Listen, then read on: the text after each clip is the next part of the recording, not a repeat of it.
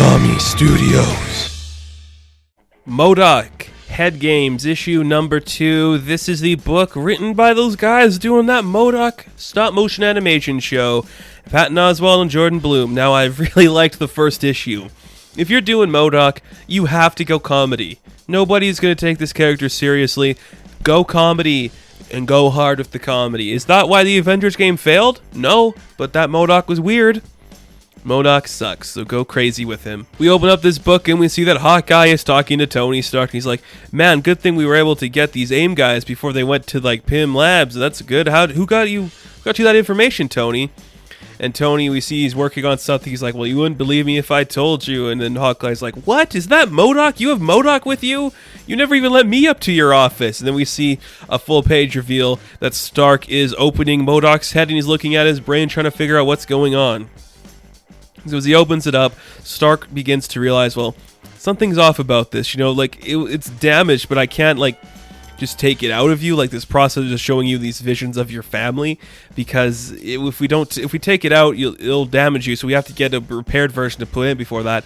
And I built this technology called the Stark Wiz that is like a 3D printing machine that can print nanites to reconstruct this stuff. So we'll have to get that. Too bad that device was stolen by AIM.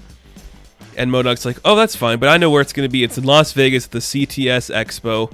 And what's the CTX Expo, you're wondering? Well, it's the criminal technology show. It's where all like the supervillains of the world go to this expo and they sell their technologies and their new weapons so they can make new weapons and then sell those to make new weapons.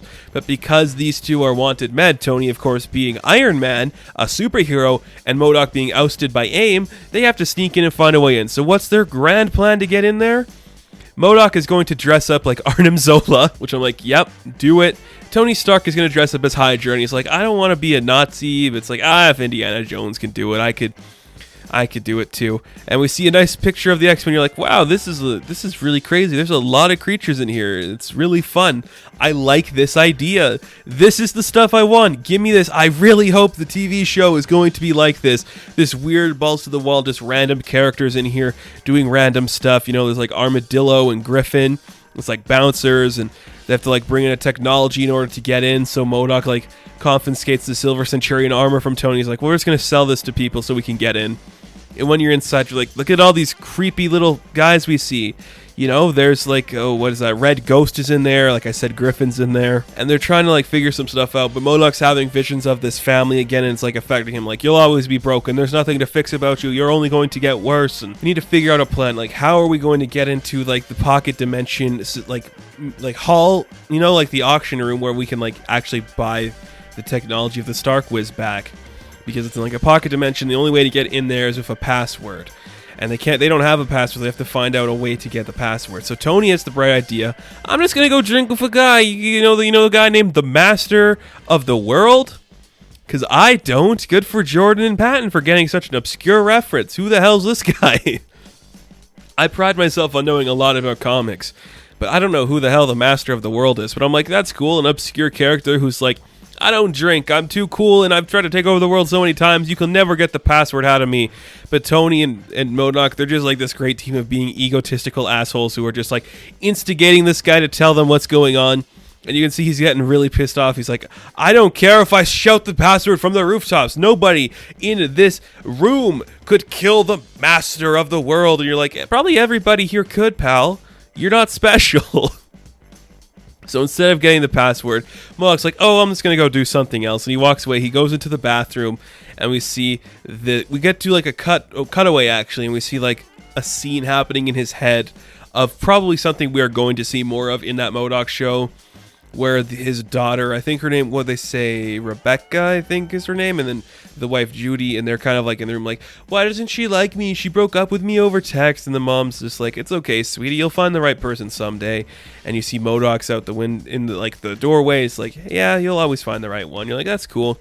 Cut to the present, and you see that M.O.D.O.K. has like severely injured and maimed most of the Serpent Society in a bathroom. And he's like, I don't know, my programming just malfunctioned, something happened there. And then Tony's like, oh yeah, it was probably petty revenge, wasn't it? He's like, you question my superior intellect? And even Stark is like, what superior intellect are you talking about?